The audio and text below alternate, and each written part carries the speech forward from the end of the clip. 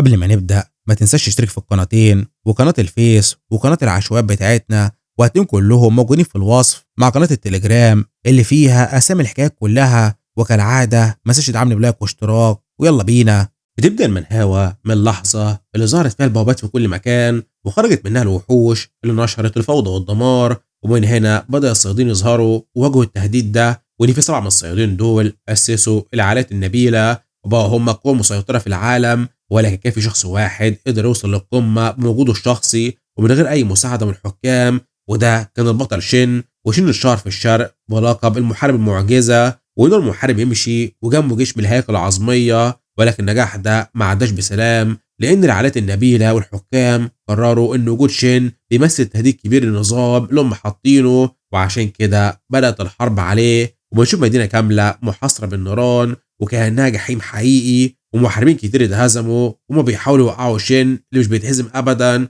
وفي وسط الفوضى دي بتظهر عيلة السحر المشهورة وهي رافعة شعارها الكبير في نص المعركة. وشين كان واقع على الارض ومصاب اصابات خطيرة وماسك في ايده ساعة مكسورة، وكان بيصارع عشان يقدر يتنفس، وملوح باين عليها التعب الرهيب بالمعركة الكبيرة دي. ورغم انه كان راكع على ركبه وفقد دراعه من اطرافه، لان نظراته فضلت ثابتة وقوية وهو يبص لعدوه. وشن صرخ بكل غضب في وش الساحر عجوز ديمتري وحمله مسؤوليه كل الدمار اللي حصل ده. وديمتري كان قاعد وبص للدمار بغرور وتكبر، ونعرف ان الساحر ديمتري ده كان بيمثل قوه حاكم قوي جدا، وكان بيسخر من مصير شن المسكين اللي ملوش حاكم يحميه. وشن فضل يعاني وساله انتوا ليه عايزين تتخلصوا مني؟ هل المشكله ان ما عنديش حاكم يدعمني، ولا عشان افضل انضم للنبلاء زيكم؟ والعجوز ضحك وقال له يقدر يقول للسهابين صح، وقال له الحكام بيكرهوا اي حد يقدر يبقى قوي بمجهوده الذاتي. ووضح له بان قوه مستحضر ارواح الموجوده عند شين بقى بتنافس قوتهم كلهم، وده اللي مخوفهم منه. وشين كان شايف ان ده كله كلام فارغ، وفضل بص الساحر بغضب. ولكن الساحر كمل كلامه وقال له ان سحر الموتى بيخالف قوانين العالم وبيعتبر اهانه النظام الطبيعي. بعدها الساحر بدا خرج السحر بتاعه وقال له القوى العليا اتخلت عن محارب الظلام وجه وقت التخلص منه. وشين استهزأ بالعجوز لانه مستخبي ورا قوه الحكام اساسا، وحذره انه كان ساكت الفتره اللي فاتت دي لسبب معين. واللحظه دي رفع شين ايده وبدات طاقه مظلمه مرعبه تخرج من جسمه، والعظام اللي كانت مرميه في كل مكان بدات تترعش وتطلع هاله غريبه، وعصار من السحر المظلم ضرب المكان. وده كان بيبين ان شين لسه عنده مفاجاه، وهو عمل تقنيه سريه حوالين ديمتري معروفه بمجال اليأس. والسحر عجوز ادرك ان القدره دي بتسحب الارواح، وبدأ جيش من الهيكل العظمية يقوم من الأرض. والعجوز انبهر بقوة شين اللي لسه باقية عنده، وقرر يستعمل أقوى تعويذة تدميرية عنده عشان يخلص منه. والسحر استدعى العين العظيمة الخاصة بالحاكم بتاعه وضرب شعاع ذهبي ناحية شين. وشين بصله وهو متفاجئ من قوة الهجوم اللي جاية تمحي الوجود، وعرف إن لو حاجز الظلال بتاعه ما صمدش قدام الضربة دي فده هتكون نهايته. وانفجر كرة ضخمة من الضوء الأحمر بطاقة مرعبة، وانطلق شعاع قوة ده ناحية شين بسرعة البرق. واللحظة اللي كانت باينة إنها نهاية بالنسبة له، شين ابتسم وقرر يغامر بكل حاجة في محاولة أخيرة. وديمتري اتصدم ومبقاش فاهم ليه شين بيضحك وقت زي ده. وشين طلع ساعة الجيب كانت مخبيها ووجهها ناحية التعويذة وقال له القطعة دي تقدر تتدخل في الوقت، وظهرت رسالة بتقول له إن الأداة دي هترجعه للماضي لأن الشروط اكتملت خلاص. وفجأة انفجر ضوء ذهبي وبدأ الوقت يرجع لورا بالنسبة لشين. وشين وضح ان رغم انه ما عندوش قوه حكام الا انه يقدر يعرف ازاي يواجه اعدائه، واستعمل الساعه عشان يمتص هجوم الساحر. وديمتري بقى في حاله ذهول وصرخ فيه ومش فاهم ايه اللي كان بيعمله. وشين رد عليه بكل ثقه وقال انه هيستلف قوه الحكام اللي عجوز فخور بيها، ووعده من المره الجايه هو يسحق العائلات النبيله كلهم. وعقارب الساعه بدات تلف لورا بسرعه جنونيه، وضوء كبير ظهر في المكان وخد وعي شن معاه. ولما هو فاق اول حاجه شافها كان سقف غرفته، وشن قام مفزوع من على سريره وقلبه بيدق بسرعه ويبص حواليه، ولكنه لاحظ المكان ده مألوف جدا وده البيت اللي كان عايش فيه زمان، وين التلفزيون والتلاجة وكل حاجه حواليه زي ما هو فاكرها بالظبط. وشن قاعد على السرير وماسك الساعه في ايده وبيسأل نفسه هل الخطه نجحت فعلا، وعينه كان ظاهر فيها غضب شديد. وشن بيحلف بانه هيدفع سحر ديمتري ثمن كل اللي حصل ده غالي. واللحظه دي تظهر قدام شاشه النظام بيتهيأ ان الساعه اتدمرت وانه مش هينفع يستعملها تاني. ولكن رغم كده شن بيبتسم بانتصار لان رهان حياته الخطيره نجح في النهايه. بيفتكر النهارده هو نفس اليوم اللي ظهر فيه النظام لأول مرة من حوالي 10 سنين فاتوا، وفجأة بتظهر شاشة الحالة بتاعته وعليها اسمه وبياناته، وإنه لسه في مستوى واحد ومستوى مبتدئ، والنظام بيطلب منه يختار تخصص بين 3 اختيارات أساسية، وشيني بياخد باله إن دي البداية وإنه مش متاح غير التخصصات البدائية وبس. والمرة دي شيني بياخد قرار مصيري وإنه مش هيستعجل في خطواته، وإن هدفه الأول هو البقاء بأي تمن. وشيني بيقوم بكل ثقة، بيلبس الجاكيت بتاعه وهو ناوي يستعمل كل ذرة معلومات ومعرفة عنده المستقبل، وبيتوجه لمبنى ضخم معروف بسوق هبارة للصيادين، وجوه بيتقابله موظفة بابتسامة ترحيب وتبدأ تشرح له الحاجات المتاحة، بس هو بيقطعها فجأة وبيطلب منها خاتم نادر. والموظفة اتلخبطت وبصته باستغراب وقالت له بس الخاتم ده ملعون، ولكن شين رد عليها بكل برود وقال لها انه عارف، وطلب منها تقول له سعره كام. وبعد ما خلص عملية الشراء شين بيمشي في السوق ويفتكر موظفة اللي كانت بتبص له بذهول وسألته انت بجد عايز تشتريه رغم كل المخاطر دي؟ وشين بيفتح العلبة وهو عارف ان القطعة الملعونة دي قيمتها بتكون قليلة في السوق لان مش كل الاشخاص يعرفوا سرها. وتظهر شاشة النظام بتوضح له تفاصيل خاتم الظلام الاصغر، وانه موجود فيه لعنة مرعبة بتسيطر على دماغه وتكسر وعيه. ورغم التحذيرات شين بيلبس الخاتم لانه هو الوحيد اللي عارف ازاي يروض اللعنة دي. وفجأة بتظهر عليه سودا حواليه وشين بيقول انه بدأ، وبيقول ان اللي بيقدر يقاوم تاثير الخاتم ده بياخد قوه مستحضر ارواح في البدايه. وشيني بيحس الطاقه المظلمه وهي بتجري في عروقه وبتحتل جسمه كله، وفجاه بيلاقي نفسه انتقل لمكان ضلمه وكله فراغ ملوش نهايه، وهناك بيواجه لعنه الخاتم وانه لازم ينتصر عليها يا اما تكسره. واللعنه بتظهر له على شكل عدو اللدود بتاعه الساحر ديمتري، وشيني واقف قدامه كل ثبات وما تهزش من وجوده المرعب. وخيال الساحر ده بدا يستفزه وان الحكام اتخلوا عنه وهيحاولوا يقتلوه تاني، ومد ايده عشان يضرب عقل شين بقوته، وبيقول له ان حتى لو رجع للماضي هو عمره يقدر يهزمه بسهوله. وهجوم ضخم من الضوء نزل على شين عشان يحطم روحه، بس هو ابتسم بسخريه لان النظام فعل مهاره سلبيه عنده اسمها العقل الصافي،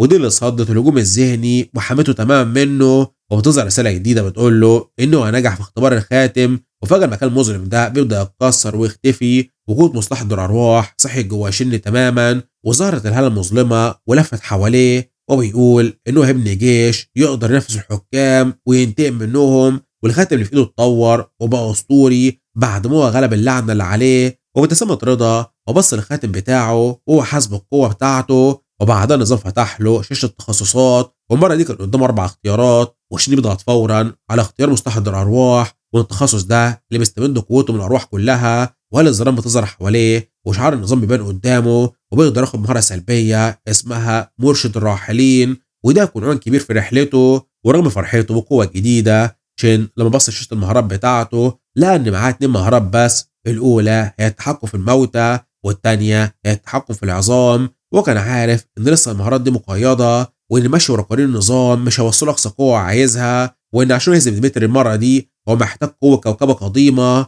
وخطه محكمه. شين بيركب طياره وبيسافر جزيره بعيده وبالتحديد معبد قرونوس القديم، وده كان حاكم الوقت المنفي، والمكان ده بيعيش في الكوكبات اللي فقدت ضوءها بعد ما اتهزمت قدام زيوس. وشين واقف قدام كتاب حجر القديم وهو فاكر كويس ان صاحب الساعه المكسوره دي كان واحد من الحكام اللي سقطوا، بالاخص كرونس. من غير تردد شين كسر الساعه الذهبيه والمسبح القديم، وفجاه خرج ضوء ذهبي قوي من قطع الساعه والارض بدات تهتز والمكان كله بيتكسر حواليه. ولقى نفسه في قاعه ضخمه، وفي الخلفيه ظهر بعد مختلف تماما. وبص حواليه سمع صوت غاضب ومرعب بيساله مين اللي دخل الغرفه. وفجاه ظهر كيان مرعب وفي قمه غضبه وبيصرخ ومين اللي بيتجرأ ويقلق راحته ويقتحم المكان ده. ولكن شن ما تهزش وبيبتسم بسخريه ومش باين عليه اي ذره خوف من الحاكم الموجود قدامه. بكل هدوء بيحيي كرونوس الحاكم اللي اتخلع من عرشه وان هو ابو التايتنز كلهم. وكرونوس بيوصل له نظره حاده ومليئه بالشك، وشن لسه ماسك في ايده بقايا الساعه اللي وصلته المكان ده. وكرونوس بيساله انت البشر الصغير اللي يقدر يرجع بالزمن؟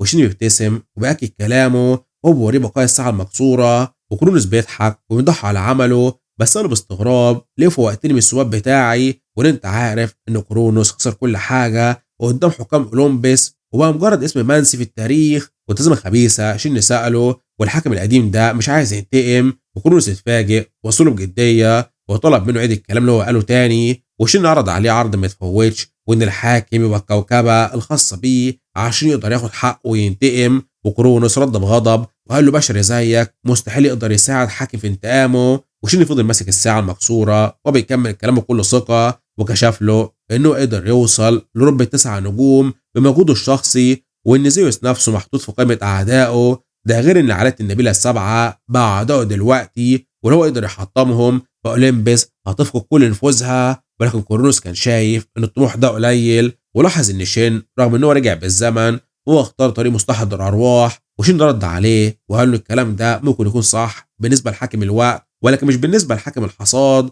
وفجأة ظهرت صورة قديمة بتوضح إن كرونوس بيستعمل الوقت والحصاد مع بعضهم، وإن المنجل بتاعه هو رمز حاصد أرواح، وإن الاتنين بيخالفوا النظام الطبيعي للعالم. وكرونوس غضب جدا من جراية شين وقال له ما يبقاش مغرور قدامه. والأرض بدأت تهتز من غضب كرونوس، بس شين صرخ فيه وقال له إيه ده مش وقت الخوف أو القلق، وسأله أنت هتفضل عايش الأبد من غير اسمك ومن غير قوتك. وفضل يستهزأ بيه ويقول له إنه يبقى أضعف من أولمبس، وطلب منه إنه يسترد قوته ويمحو أولمبس من الوجود مرة واحدة وللأبد. وبينه وبين نفسه شين كان عارف إن الخطة دي لو فشلت هو هيقع في مصيبة، ولكن كرونوس ابتسم واعترف بإنه عمره ما ينسي رغبته في الانتقام، وقرر يختبر الولد ده ويشوف هل يقدر فعلا يكون القوة اللي ورا الانتقام بتاعه ولا لأ. وكرونوس قال له إن تغيير طبيعته عشان يبقى تابع ليه هتكون عملية مليئة بالوجع والعذاب ومش أي بشر طبيعي يقدر يتحملهم. ويقول له إنه قدر يتحمل الاختبار ده، هو بيوعده بإنه يكون الكوكبة بتاعه.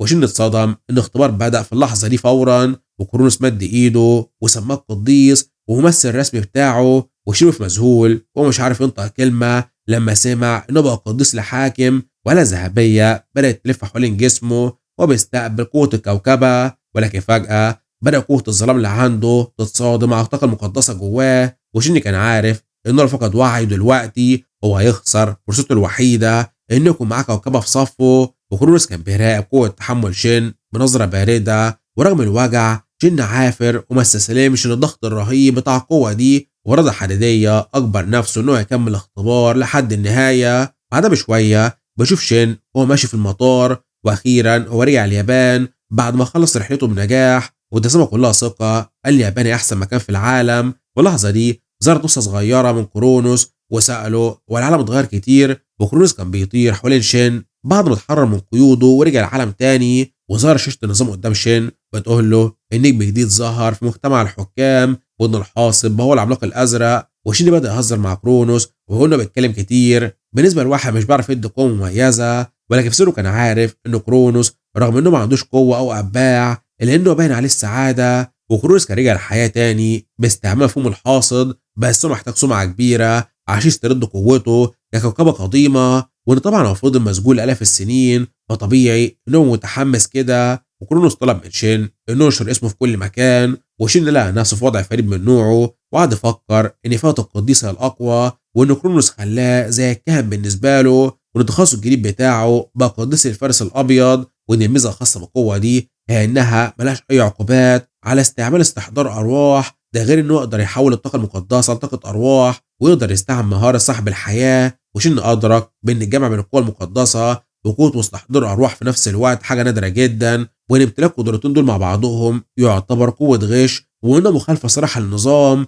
وكرونوس قال له إن القديس هو ممثله الرسمي، وشين فهم إنه كان حاسب كل حاجة بالملي عشان كده منح له القوة الجديدة دي. وكرونوس بدأ يتفاخر بإنه كان ملك أولمبس من زمان وإنه أكتر واحد فاهم في قوة البشر. وشين غير في تفكيره وهو بيخطط اللي جاي، وابتسام الثقة شين قرر إنه يواجه بوابة فرجه وإنه الاختيار الصحيح، لأن الحديقة القديمة هي المكان المثالي عشان يجرب قوة جديدة اللي هو اكتسبها. وإن الوبات دي اللي ملت العالم هي حلقة الواصل بين الأرض وبين أبعاد تانية، وإن في نوعين منها، نوع بيختفي أول لما الزعيم بيموت، ونوع ثابت زي الحديقة القديمة بيفضل موجود للأبد ويتجدد. والحديقة دي عبارة عن بوابة نجمة واحدة، يعني سهلة جدا بالنسبة للصيادين المبتدئين زيه. وقدام البوابة يعني في مجموعة صيادين بيدوروا على أفراد يكملوا المجموعة بتاعته عشان يدخلوا، ولكن شين كان واقف بيراقبهم بجدية ومن غير ما ينطق، وقرب من المجموعة بعدها وعزموا عليه ينضم ليهم. بس شين رفض تماما ومن غير تردد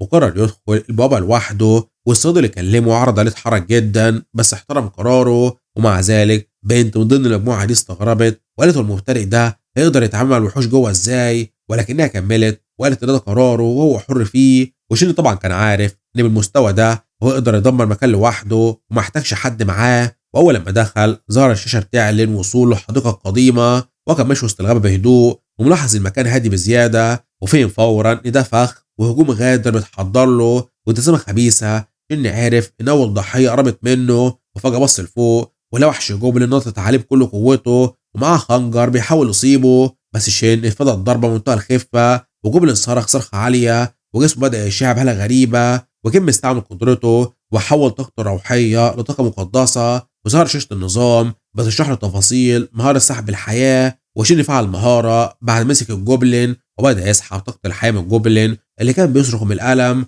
واكتشف ان استعمال نوعين الطاقه مع بعضهم بيحسسه بقوه مذهله. وفضل حاطط ايده على صدر الوحش لحد ما سحب كل طاقته، وهاله غريبه لفت حوالين شين وبيخلص التقنيه دي، ووسط الجوبلين وقعت على الارض قدامه وهي ناشفه تماما. وفي المقابل الاحصاب بتاعت شين زادت، وهو اتحمس جدا لما لقى ان كل 25 جوبلين يسحب طاقتهم بيستوي زياده مستوى كامل عنده. في اللحظه دي ظهر كرونوس بجانبه وسأله بفخر ايه رايك في القوه الجديده بتاعتك. وشين اكده انها فعلا خرافيه، وبما انه هو عنده جسم يقدر يتحمل فطلب منه يستعد، وان دلوقتي هيبدا العرض الحقيقي. واستعمل بعدها مهاره المستحضر، وطاقه ظلام بدات تخرج من عينه الجوبلين ده. وشن فعل عليه مهاره الاستحضار وطلب منه يستجيب لامره. وفجاه الجوبلين بدا يرتفع في الهواء تحت تاثير السحر ده، وان الجوبلين يتحول لوحش زومبي المستوى الاول. ونظام اعلن نسبه نجاح التحويل كانت عاليه، والاحصاءات بتاعته زادت بنسبه 97%. وشن بقى راضي جدا وشاف تابعه الجديد وانه مستعد ينفذ امره، وقرر يدخل عمق الغابه هو والزومبي بتاعه. وفجاه طلعت مجموعه من 3 جوبلين مسلحين، وشين اعتبره فرصه مثاليه عشان يختبر تابعه وامر بالهجوم عليه. والزومبي اندفع بسرعه البرق وضرب واحد منهم في وشه وقدر يكسر له اسنانه، والاتنين التانيين حاولوا يطعنوا الزومبي في ظهره بس هو ما كانش بيحس باي وجع وفضل واقف صامد. وجوبلين اترعبوا لما شافوه، وشين ضحك وقال لهم ان طعن الزومبي مش هيموته. واستغل شين انشغالهم ومسك جوبلين من رقبته ورفعه في الهواء وبدا يسحب طاقته بمهاره سحب الحياه. وفي نفس الوقت تابعه بيهجم على الجوبلين الثاني وضربه برجله ضربه طيرته لبعيد، ولف وخلص على الاخير بعضه قويه في رقبته من غير اي رحمه. وشين وقف فوق الجثث وجرب يستعمل مهاره سحب القوه على الوحوش اللي ماتت فعلا ولانها شغاله، وبترفع على حساب برضه نفس النسبه. وده خلاه يتاكد من طريق القوه المره دي ملوش حدود. وبابتسامه ثقه شين قرر ده الوقت المناسب عشان يسرع رتم شويه، لان في مقوله بتقول ان هزيمه اول عدو هي نص المعركه، ومعنى كده ان اصعب خطوه دايما بتكون اول زومبي. وشين استعمل سحره وامر باقي الجثث انها تستجيب لندائه، وفعلا امر 4 زومبي باحصاءات عاليه جدا ومستعدين ينفذوا امره. هو بص لهم برضا كبير وهو عارف ده اللي هو عايزه بالظبط، وامر جيشه الصغير انه يدفع لقدام ومتاكد من تخصص مستحضر ارواح ده هو احسن حاجه حصلت له. والزومبي حصر الجوبلين في هجوم وحشي، واحد من الجوبلين حاول يطعن زومبي بس طبعا الزومبي حاسش باي حاجه، وده خلى الجوبلين يدخل في حاله رعب وهو شايف ان هجومه ملوش اي تاثير. وصرخ صرخه اخيره قبل ما الزومبي يخلص عليه بعضه قويه. في اللحظه دي ظهر كرونوس وقال له المفروض هو كمستحضر يقاتل بوقار ويبقى اكتر، وانه في الاخر الممثل بتاعه. بس شين رد عليه ببرود وقال له دي طريقه المستحضر في الشغل، وطلب منه يتعود على كده. وشين وصل بعدها لحد الاقصى وقدر يتحكم في 20 زومبي في نفس الوقت، وبدا يمتص الطاقه من الجثث اللي ماليه الارض وكون جيش حقيقي وبعتهم يكتسحوا الغابه. وفجاه سهم ناري طار من وسط الاشجار دي وضرب واحد من الجبل في المقتل وتخلص منه. وشين وقف جيشه فورا وفي حاله استنفار وطلب من الشخص اللي ورا الشجر يخرج حالا قبل ما يهجم عليه وببطء. بدات مجموعه الصيادين دي تظهر من وسط الضلمه، وطلعوا هم نفس المجموعه اللي عرضوا عليه ينضم ليهم في الاول. هم سالوه باستغراب انت مين؟ وشين اتعرف عليهم فورا من حياته السابقه وقال ان دول صيادين الظل التوأم، ودي يوكا الرميه الشاطره واخوه ماري المحارب القوي. وشين افتكر دول كانوا من الناس اللي حاولوا يخلصوا منه قبل ما يرجع بالزمن، بس لاحظ قوتهم لسه ضعيفه ولسه كمان في المستوى الاول، وقرر بانه مش هيهاجمهم لانهم في الماضي كانوا مجرد ناس بتنفذ شغلها وبس. ولكن جاته فكره عبقريه وانه محتاجوا عمال يشيلوا الاغراض بتاعته وهم اكيد محتاجين فلوس، وقرب منهم وعرض عليهم عرض شغل. خلى القائد بتاعهم اتلخبط وقال لهم ان انتوا هتجمعوا له احجار السحر وهقسم معاكم الربح بنسبه 80 ل 20%. والصيادين بصوا لبعضهم بشكل، والاتنين التانيين قالوا للقائد بلاش يثقوا في مستحضر الروح الغريب ده. وشين كان واقف يراقبهم بهدوء لحد ما القائد رد عليه وقال انه موافق على العرض بتاعه، بس طلب ان القسمه تبقى 50-50 عشان تبقى عادله. وشن فوضه وصل معاه ل 70-30 كعرض اخير، وقائد وافق ومضطر. ولما واحد من فريقه ساله انت متاكد دي فكره صحيحه، القائد رد عليه وقال له انه كان عايز يخلص عليه من زمان، كان زمانهم دلوقتي جثث على الارض هنا، والمفروض هم يخلوهم وراه ويعملوا فلوس اكتر من العادي بكتير. وبعد فتره من الصيد واحد من المجموعه وقع على الارض وبطه براحه لانه مفيش اي قوه يجمع احجار تانية. وحتى يوكا قعدت تسند ظهرها على شجره وهي بتقول وصلت اخرها، وقاب بص لجبل الاحجار اللي جمعوه وعرف ان شين مش صوت طبيعي ابدا، ده اكتسح المنطقه كلها حرفيا. وشين شاور له على جثث تانية وقال المكان ده كان فيه ربح كتير، وده خلى القائد مذهول ومش عارف ينطق. والتلاته بقوا متاكدين بان الشخص اللي قدامهم ده مش بشر طبيعي. بعد شويه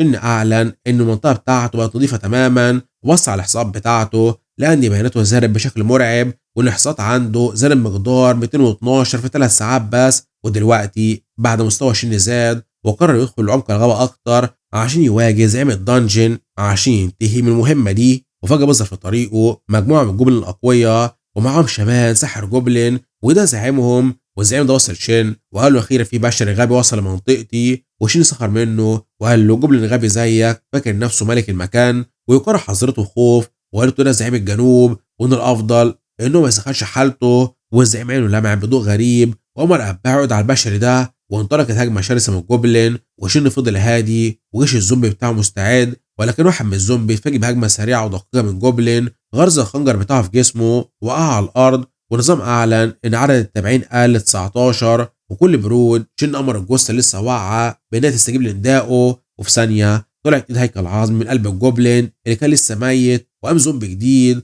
ورجع العدد 20 تاني. والزومبي الجديد ده هجم على اصحابه القدام وعض واحد من رقبته منتهى الوحشيه. والصيادين الثلاثه وقفوا مصدومين من منظر تحويل الجثث اللي خدامين في لحظه. والسحر ده بدا يجهز سحره وطلع عصايه من عظم الجمجمه وخبطها في الارض، وظهرت علامه الشجاعه واللي بتدي قوه للجوبلين وتخلي عينيه وتشع طاقه حمراء. وزي ما قعد يتفاخر بان الاداه دي بتضعف الاعداء وقوه حلفائه. بس فجاه زومبي بتوع شين كسر لعنه عليه ودمرها. وشين سأله ببرود اللي هو كان بيتكلم عن البتاعه الغريبه المرميه على الارض دي وان دوائره السحريه ضعيفه. وزعيم اتصدم وقال له بشر غبي زيك يقدر يكسر التوتم المقدس اللي هو عمله. في اللحظه دي الزومبي الخاص بشين ثبتوا اعصاب في الارض وبدأوا يستعملوها كأسلحة يصدوا بيها هجمات الجوبلين ويضربوهم بيها. وزعيم اتجنن لأن ضرباته بتصد بسهولة. وزعيم الجوبلين مسك عصايته بقوة وفعل لعنة الجنون، وظهرت هالة حمراء في المكان خلت الصيادين الثلاثة يحسوا بصداع رهيب. وفي المقابل الجوبلين قوتهم زادت بمقدار 50 نقطة والهجوم بقى كاسح، وبدأ الزومبي يقع واحد ورا التاني لحد ما جيش شين نزل ل10 بس، وبعدها وصل ل8. وشين أدرك العصاية دي اللي تخليه يفوز في المعركة. والسحر قعد يتفاخر بان عصايته مصنوعه من احقاد الجبل المميته. بس شن لمح تفصيله مهمه، والعصايه دي مصنوعه من العظم. وده سمة سخريه فهم بان النصر بقى في جيبه. وفعل شن مهاره التحكم في العظام عشان يقلب الطاوله. وزعيم اتلخبط لما لقى عصايته ترعش في ايده من غير سبب محدد، وفجاه العصايه اتنطرت في الهواء بقوه خفيه واستقرت في ايد شن، واللعنه اتكسرت في المكان كله. والجوبلين رجعوا ضعفاء تاني. والزعيم وقف مذهول وسأله انت عملت ايه وده مستحيل. وشين بدأ يتحكم في الجمجمة الموجودة على العصاية بمهارة التحكم في العظام، ولاحظ ان سرعة استجابة العظام بقت احسن بكتير بسبب الاحقاد اللي متخزنة فيها. بص للزعيم نظرة أخيرة معناها ان نهايته قربت. وبنكمل احداث بشين اللي بيقول للزعيم ياخد سلاحه وانه يرجعه له تاني، ورمى العصايه بكل قوته ناحيه الساحر ده. والزعيم اتجمد في مكانه من الرعب وما قدرش حتى يتحرك،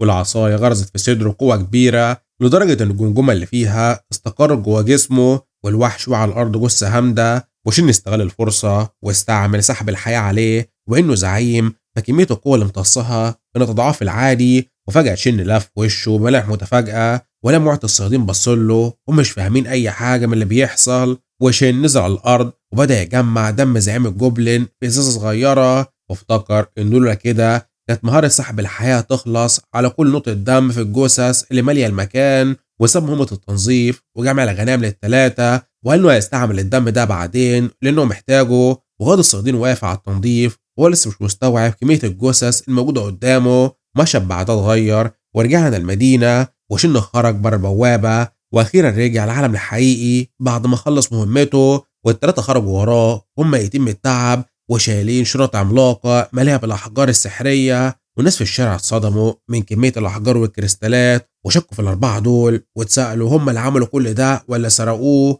وشن هناهم واقترح يبيعوا الأحجار في محل في مبارة، بس القائد قال له إن هم اللي باعوها بنفسهم هيجيبوا سعر أحسن. وشن سأله بخبث ولا أقدر أثق في ناس لسه مقابلهم النهاردة. هم اتضايقوا بس هو ضحك وقال لهم إنه بيهزر معاهم وسألهم تفتكروا نكسب كام؟ هم ردوا عليه وقالوا له حوالي 6 مليون عملة. ولحظة شن طلع عصاية الجمجمة من الشنطة وقال السلاح ده غالبا هيكون رخيص. والقائد ما فهمش ليه وشن شرح له إن العصاية دي ملعونة ومخصصة للكهنة وبس، وإنها بتحتاج طاقة روحية وبتعمل ارتباك، والكهنة أصلا مش بيستعملوا الطاقة الروحية، فالعصاية دي ملاش أي لازمة. وقرر شن إنه يخلي العصاية معاه لأنها مناسبة لقوته. والقائد وافق فورا ورفض حتى يخصم ثمنها من الحساب لأنهم أصلا ما كانوش يحلموا يلمسوا قطعة زي دي لولا شن. وشن سأل الباقي اللي هم موافقين، هم ردوا ابتسامة عليه إنهم مع القائد في أي حاجة، وده اللي خلاه يعجب الفريدة أكتر واتفق معاهم يدخلوا الدنجن تاني يوم.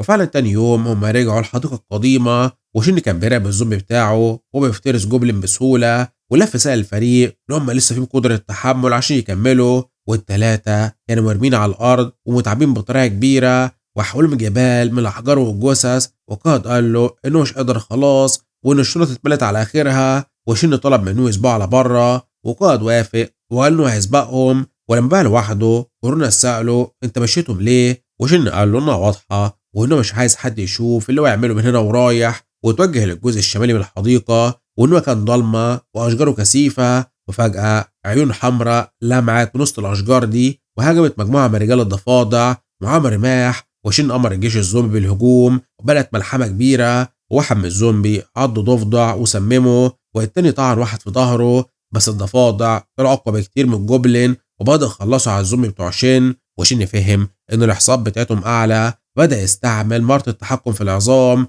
ورمى عصايته الجمجمة مشحونة بالسحر، والعصاية لبست في واحد من الضفادع والنظام فتح له شاشة فورا وقال له جسم الضفدع ما تأثرش بالهجمة دي لأن الضفدع عنده مناعة ضد الهجمات الجسدية. وشن حس بقرف المنظر وهجم عليه برجله بكل قوته عشان يختبر قدرته الجديدة، وفعلا قدر يصيبه وقضى عليه. واكتشف ان العصاية بتزود ضرر الاختراق لما تكون مشحونة بالطاقة الروحية. وشن استعد عشان يخلص على الباقي واستعمل التحكم في العظام عشان يطلق مسامير عظمية على الضفادع. ولاحظ بين تحريك العصاية مع تحضير الزومبي بيسحب طاقة روحية كبيرة. وبعد ما خلص عليهم استعاد عشان يحول جثث الضفادع لجنود في جيشه، وهو كان حاسس بشوية تعب بس عارف انه لسه يقدر يكمل ويسيطر. وفي ثانية قام جيش ضخم من رجال الضفادع، واحد من الخادمين الجدد دول خبط وحش كان لسه واقف قدامه ووقعه مكانه. وشاشة النظام ظهرت وعلنت ان شن المستوى بتاعه زاد وبقى مستوى 6.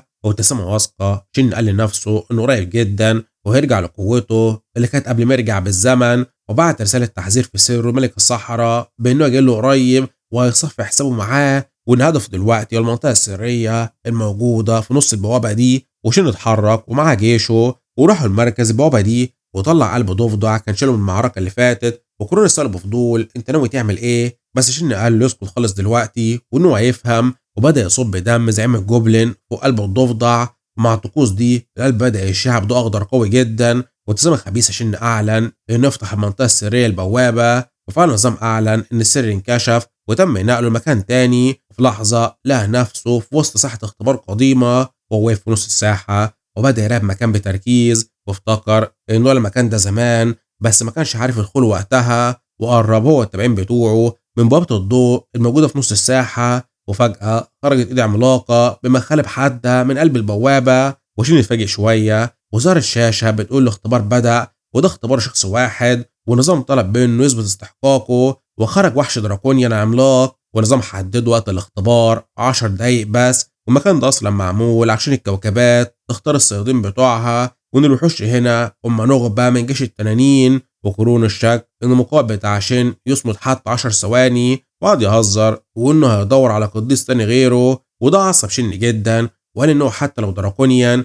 فاكيد المستوى بتاعه مش هيعدي نجمه الواحده. والوحش خبط رجله في الارض بقوه استعدادا للهجوم، وبص لشن وجيش الضفادع بتاعه باحتقار. وشن طلب منه دقيقه واحده بس عشان يعدل في الجيش بتاعه، والوحش شاف متلخبط واستناه، فشين قعد يهزر ويقول إن حتى الأشرار بيستنوا البطل لما بيتحول قبل ما يضربوه، والزومبي بتوعه كان شكلهم مرعوب من التعديلات اللي شين بيعملها فيهم. ونظام أعلن إن عملية التعديل نجحت باستعمال دم الطاعون، وإنهم دلوقتي بقى زومبيات الطاعون وممكن يتجددوا تاني لو الظروف سمحت. وكرونس اتصدم من اللي هو شايفه، وشين قعد يتفاخر بلقبه القديم وإنه كان مستحضر الروح مستوى التاسع، وإن ده مش موجود حتى بالنسبة له. وده سمع التحدي، شين قال للوحش إن هو جاهز وطلب منه يوري له عنده، وطلب منه يوري له قوته اللي هو بيحملها. والدراكونيان اندفع بسرعة رهيبة عشان يهاجم، والزومبي الجداد طاروا في الهواء عشان يصدوه وحصروا الوحش وبدأوا يهجموا عليه بمنتهى الوحشية وهم ماسكين في كل حتة من جسمه.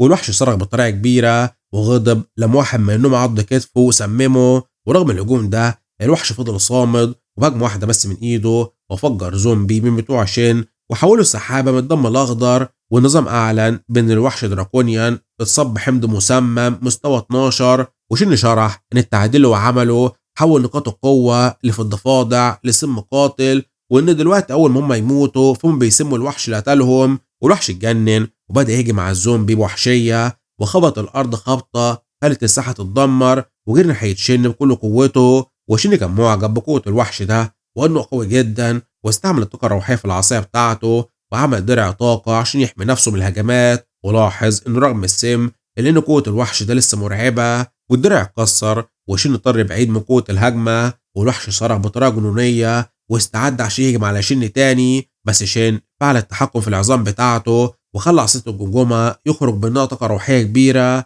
وطارت العصاية بكل سرعتها وغرزت في رجل الوحش. والعملاق صرخ من الألم بعد ما أخذ الضربة الغادرة دي. وشين استغل الفرصة وبعت باقي الزومبي يهجموا عليه مرة واحدة، هم بدأوا يعضوا في جسم الدراكونيا المصاب ده وهو كان مش قادر يدافع عن نفسه. والوحش فضل يصرخ من الغضب، والسم كان بيصرف جسمه مع كل عضة. وسرعة جسم العملاق ده بيتحول لون اسود بالكامل بسبب سم رجال الضفادع. ورغم انه مسموم الا انه قدر يهرس واحد من الزومبي بقوته الغاشمة، وبعدها دمر زومبي تاني من خلبه الحادة من غير اي رحمة. وشين ابتسم ببرود وان كانت معركة كويسة، بس خلاص وقته خلص. والعملاق ركع على الارض وهو بيطلع صرخة اخيرة مليئة باليأس. وشين سحب عصاية الجمجمة من جسمه واسترد سلاحه. وشين قرب بعدها ببطء من الوحش العملاق ده عشان ينتهي من المعركة، وبحركة واثقة فعل سحب الطاقة من عنده وبدأ يسحب حياته، وامتص كل ذرة طاقة بقى في جسم العملاق ده لحد ما وقع قدامه جثة. ونظام أعلن نجح الاختبار السري، وكرونس مدح الانتظار ده وقال لشين إنه قوي،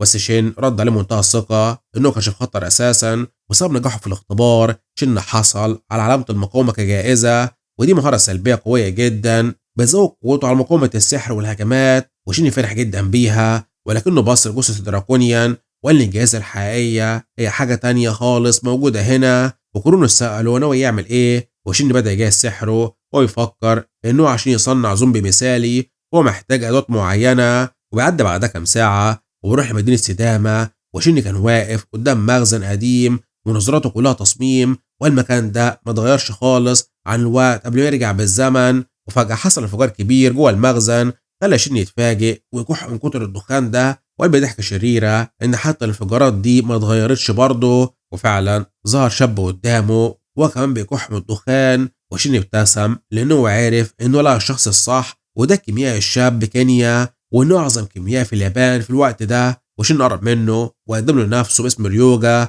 وطلب منه يستعمل ادوات الكيمياء بتاعته. والكيميائي دايما طلب مفاجئ، بس شين قال له الموضوع مش مجرد استعارة وبس، وكشف له انه عارف ابحاثه عن جرعة الشفاء متوسط المستوى. وكينيا اتلخبط وكان مصدوم وعرف منين. هما دخلوا المعمل اللي كان مليان براميل الاختبار، وكينيا كان مصدوم اما دخل وشاف شين بيخرج قدامه جرعة الشفاء دي. وشين قال له ابتسامة انت لوحدك كنت محتاج سنين عشان توصل للنتيجة دي. ومسك شين مشرط وجرح ايده عشان يجرب الجرعة قدام عينه. اول لما صب السائل الاحمر على الجرح لم في ثانية واتعالج، وكينيا انبهر جدا بالنتيجة وحاول يمسك الانبوبة عشان يحللها، بس شين سحبها منه بذكاء وسأله لو عايز يعرف السر بتاعها. وكينيا اكده بلهفة انه عايز يعرف، وشين عرض عليه يشتغل معاه وانه هيعلمه وصفات جديدة مقابل نسبة 60% لشين و40% لكينيا. وكينيا وافق وهو حاسس بانه لقى كنز، وشين اعلن انه بقى شريكه الجديد.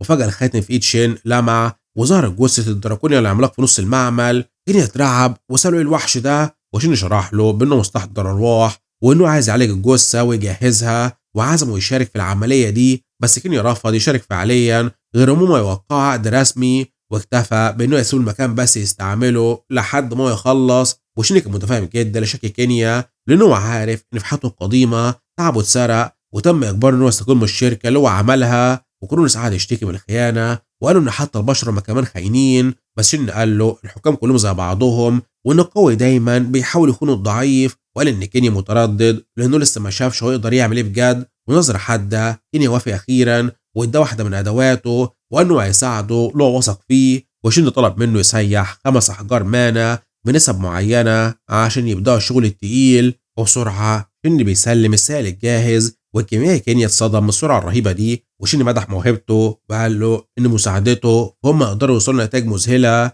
وكينيا كان بيراقب بفضول وبيسال نفسه هل هو يعمل ايه بالسائل ده، وشين بدا يصب السائل ده على جثه الدراكونيان وشرح لكينيا انه بينحت تعويذ ولعنات معينه على العظم عشان يطور الزومبي ويخليه في مستوى تاني خالص. والموضوع ده بيحتاج تكرار العمليه كذا مره، والاتنين بدأوا يشتغلوا بمنتهى الجديه ومن غير اي راحه. وكينيا كان بيصرخ من التعب وبيطحن المكونات وبيحضرها لحد ما اخيرا شن اعلن ان العمليه الطويله دي خلصت خلاص وانهم نجحوا. وشن بيفرد ظهر براحه وكين يصرخ فيه ولا انت واخد بالك ان هي بقى لنا 3 ايام شغالين وانه اول مره يشتغل الفتره دي كلها. وكين قام وقف مذهول من قوه تحمل شن واللي ازاي لسه صياد بنجمه واحده يقدر يحرك قلب جثه ضخمه كده بالمنع بتاعته. بس ادرك ان الشاب اللي قدامه ده بيخالف كل قوانين المنطق، بس قدراته الحقيقيه مبهره جدا. وشن لف وبصله وساله تاني عن عرض 60-40 بتاعه، وكينيا وافق المره دي من غير اي تردد وقال له انه لو كان لوحده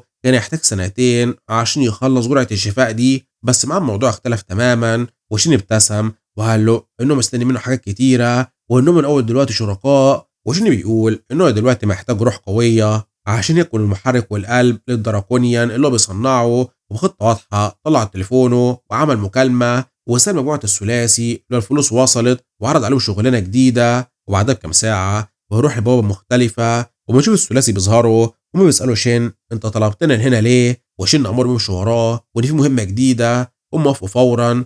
هم ماشيين واحد منهم حذره وقال له المكان ده خطر ومليان وحوش. بشير رد برود وقال له انه جاي يأدي واجب العزاء لمعرفه قديمه ليه. هم استغربوا وقالوا بيتكلم عن ايه. فضل شين يراقب الاشجار بتركيز لحد ما وقف فجاه اما حاسب حاجه غريبه في الجو، وفعلا لمح وحش اورك واقف لوحده وبيحرس ممر. ونظام حذره بالوحش ده نجمتين وخطر جدا. بس شين قرر يختبر سلاح العظم الجديد عليه وفعل مهاره التحكم في العظام، والسلاح قطع نصل لطاقه اسود بهله مرعبه. والاورك حس بالخطر ورمى رمحه كل قوته ناحيه شين عشان يصده. بس شين ابتسم بسخريه وقال له اسف رمحي ده مش هقف ضربتي. وفعلا نصل للعظم فجر سن الرمح ده واصاب الاورك في كتفه اللي صرخ بصرخه كبيره هزت المكان. وشن قال له انه كان بيستهدف قلبه بس واضح ان جسمه بيستحمل. والوحش اتجنن وخلع قطعه من السلاح من كتفه وبدا يهاجم شن في محاوله يائسه اخيره. بس شين فضل ثابت في مكانه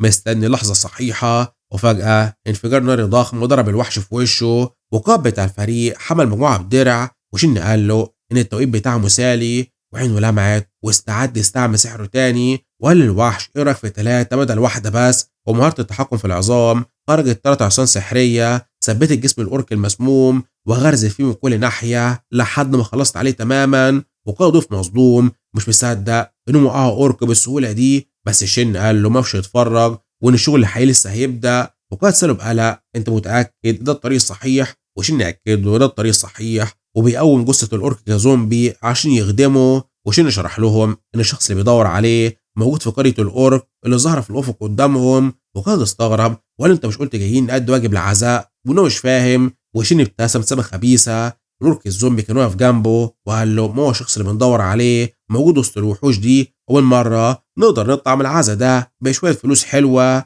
والثلاثي وقفوا مصدومين من العرض بتاعه وقالوا انه اكيد مجنون. ومع غياب الشمس كان في اورك تاني وقع جثه هامده في وسط الغابه بسبب ان شن كان بيصطادهم والجيش بتاعه بدا يكبر. وشن لا المستوى بتاعه زاد ووصل لمستوى 13 والحصاب بتاعته عالي بشكل ملحوظ. بس فجاه النظام طلع له وحذره إن حد الامتصاص لوحوش الأورك وصل لآخره، وشيني ما كانش متفاجئ لكن متوقع إن مهارته مش هتكون لا نهائية بصاحب الطاقة من نفس النوع للأبد. وقرر شين إن صيد النهاردة خلص لحد كده، ورجع المعسكر ونادى على البنت يوكا وطلب منها تستعد وإن التلات أيام الجايين يكونوا صعبين. مع دخول الليل يوكا كان بيحمس فريقه جوه الخيمة ويقول لهم إن قوتهم زادت وبكرة الصبح هيكون الهجوم الكبير. وبره الخيمة جيش الأورك الزومبي بتوع شين كانوا واقفين حرس ويتم إنهم واخدين وضعية الاستعداد عشان يحموا المعسكر، بينما الثلاثي نايمين في سلام. وشيني بعيد عنهم قاعد على صخرة بيراقب النجوم لوحده. وشيني كان عايز يستفيد من المستوى الجديد اللي وصل له،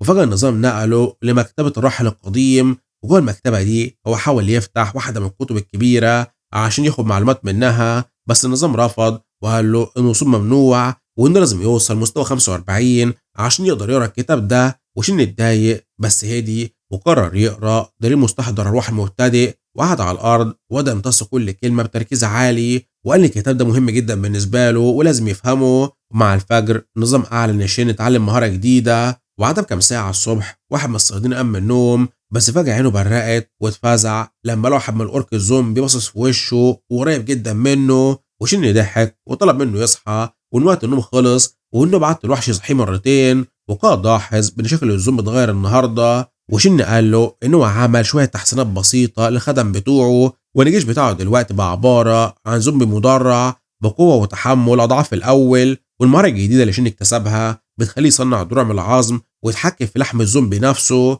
ومع غروب الشمس الفريق بدأ يزحف ناحية مستوطنة الأورك اللي كانت شبه الحصن الضخم. أول لما وصلوا واحد من الحراس فوق البرج لمحهم وضرب إنذار الغزو، والأورك جمعوا ورا بوابة الرماح، بس شن مد إيده وفعل التحكم في العظام وفجر البوابة الخشبية تماما بضربة طاقة مرعبة غيرت الحراس لبعيد. وشن كان ماسك رمح عظم وكل برود قال للأورك يبطلوا دوشة ويتجمعوا حواليه. وفجأة خرج أورك عملاق شايل فاس نص دخان الانفجار ده وبيصرخ صرخة غضب، وفي نفس الوقت ظهر مات أسهم في الأسوار وبدأوا يمطروا الفريق بالأسهم. وقائد فعل درع الطاقة عشان يحمي الكل، ويوكا جهزوا قوسها اللي بدأ يشع بالنار واستعملت سهم ناري انقسم الأسهم كتيرة وهجم على صدور أورك دول وأصابهم. وشين بص لكرونوس واقف بجانبه وقال له مرته مش سيئة ودي لسه البداية، وهجم قطاع من الأورك بعدها بكل قوته. وشين أمر جيشه مدرع بالاشتباك معاهم. واحد من الزومبي اندفع وضرب أورك هجمة قوية دمرت وشه،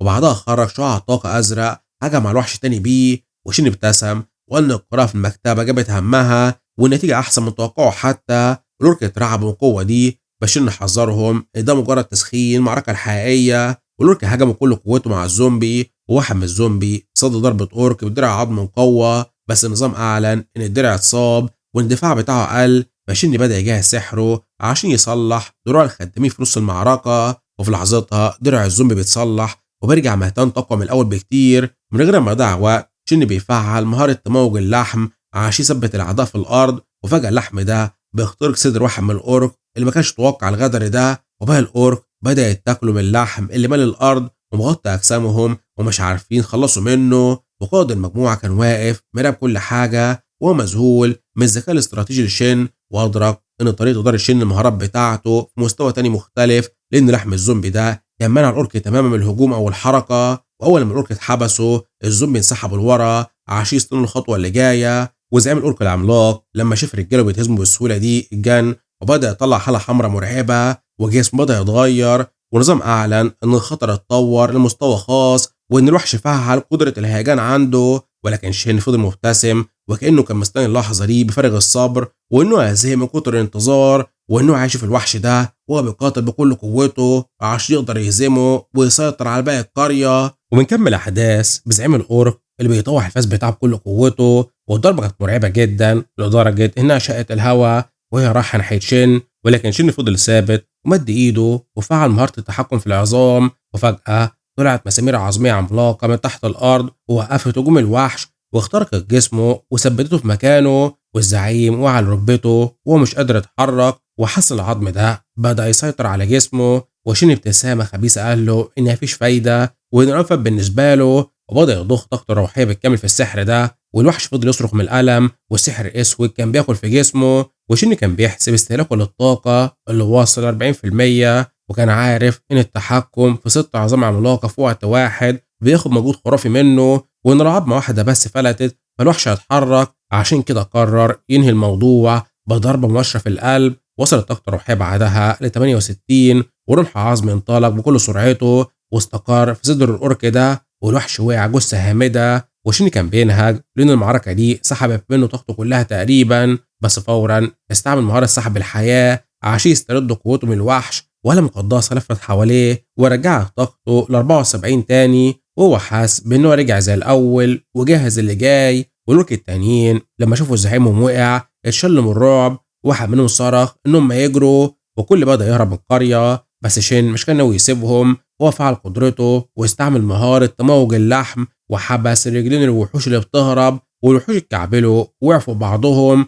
وفي ثانية شين استعمل قدرة مستحضر أرواح وقوم جيش جديد من الأورك المدرعين عشان يهجموا عليهم. والثلاثي بتاع الفريق كانوا بصوا للجثث وفكروا في الفلوس اللي هم ياخدوها، بس شين راح ماسك فاس الزعيم وقال ان ده هو الجائزة الحقيقية، وان ده فاس الدم، وان ده سلاح نادر بيزداد قوة كل ما هو شرب دم أكتر. وادى الفاس لقائد المجموعة وساب لهم مهمة جمع الغنائم، وراح هو لعمق الغابة وقف شين قدام شجرة قديمة وضخمة. والأخيرا هو لقى اللي بيدور عليه ونادى على الشخص اللي مستخبي وطلب منه يظهر، بس الشجرة فضلت ساكتة. وشين اتعصب وطلع عصبة من شنطته وبدأت تشع نار، وبيقول بابتسامة خبيثة يعني لازم استعمل عنف مع الكل. وضرب الشجرة بكل قوته وحصل انفجار طاقة سودة، وظهر خيال اللي كان بعينين حمراء وكان غاضب وسأله مين اللي بيتجرأ يزعجني. وشين ابتسم وقال انه سعيد ان هو قابله وانه البطل صورة، وراح اتفاجئ وسأله انت عرفت اسمي منين.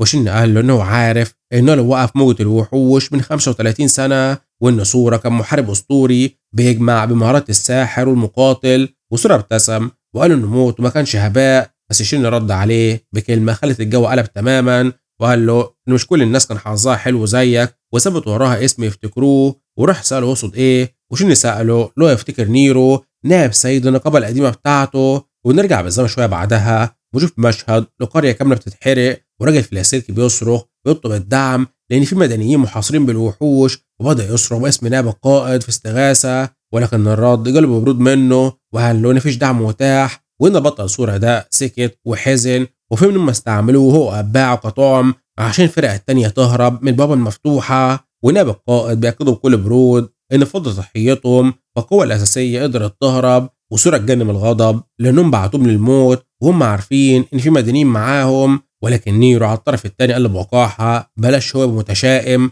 وطلب منه يتعامل مع وقت الوحوش دلوقتي، وإنه لو قدر يوقفها لأطول فترة ممكنة هو يكسب شرف وشهرة كبيرة، وإنه يحرص إن اسمه يتخلد. ومن كتر الغل صورة همس اللاسلكي تحت رجله، لأن في العالم ده اللي هو عاش يبقى بطل، ولو مات يتنسي من العالم كله. وفجأة وحش ظهر في المكان ونط واحد من المدنيين عشان يهجم عليه، بس صورة استعمل سحره الأسود وأنقذه، وفضل يقاتل وسط النار والدمار، وبأمر أتباعه يحمي المدنيين ويهربوا فورا، وده أمر منه وإنه يوقف الوحوش دي عشان ما ينجوا. ونرجع تاني الحاضر وصورة كمل حكايته لشين وقال له الشخص اللي خانهم هو نيرو، وشين قال إنه هو عارف وإنه بعتهم للموت، ولكن هو دلوقتي بقى البطل العظيم، وإن كل السجلات اللي تخص صورة اتمسحت تماما من التاريخ. وشين قال له بأسى دي مأساة، وإن الواحد يموت كده والمجد بتاعه يتسرق. وروح صورة اتعصب جدا وطلب منه يبطل لف ودوران ويقول له هو عايز ايه بالظبط منه. وابتسامة خبيثة شين عرض عليه يساعده ياخد حقه وينتقم،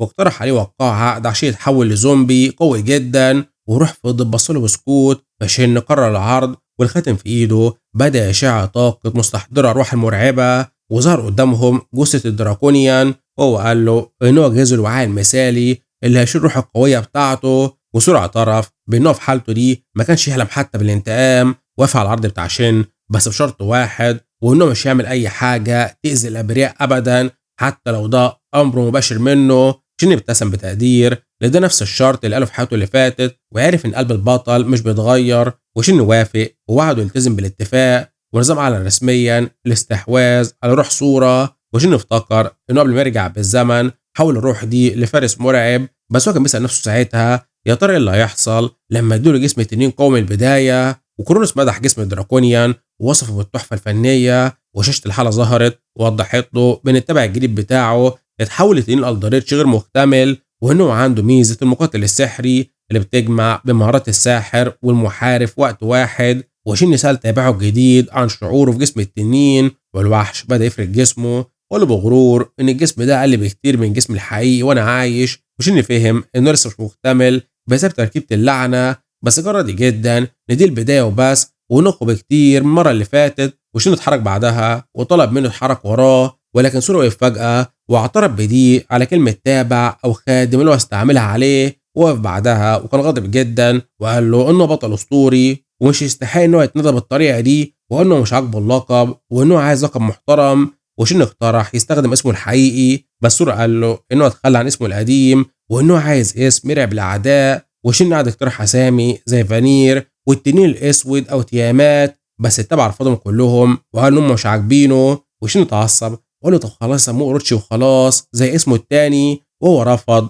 وقال له إنه عايز اسمه مختلف. فشن فكر يضربه وخلاص وإنه مزعج جدا، بس هو فجأة غير رأيه وقال له أول اسم قلته فانير مش بطال، وإنه موافق عليه. وشن اتضايق وقف يناديه فانير، بس فانير وقفه تاني واشتغل بوقاحة إنه ماشي من غير هدوم كده، وبدأ يدور في قرية الأورك على أي حاجة يلبسها لحد ما لقى قطعة قماش من خيمة ولفها حوالين نفسه. وشن وقف مذهول وبيسأل نفسه هل ده فعلا كان طبع البطل الأسطوري من زمان وإنه مختلف بطريقة كبيرة. ومشى بيرجع بعدها المعمل، والكيميائي كينيا بيصرخ أو بيشوف حاجة غريبة في نص الليل، وهو كان متحمس جدا وهو شايف الجسم اللي كان في المحلول وبيصنعوه بدأ يتحرك. وشن بيقول له إن فانير أخيرا حصل على روح اللي هو كان عايزها، وكينيا كان هيتجن وعايز قرب منه عشان يدرسه. بس فانير بصله بقرف وسأل شين لو ممكن يضربه وإنه مزعج جدا، وشين قال له لأ وطلب منه يهدى وده شريكه. وشين لفت انتباه كينيا وطلب منه يستعد لأن في حاجة عايز مساعدته فيها، وطلب من الثلاثي يرجعوا طوكيو عشان يرتبوا الأغراض اللي جمعوها. وموافقوا فورا.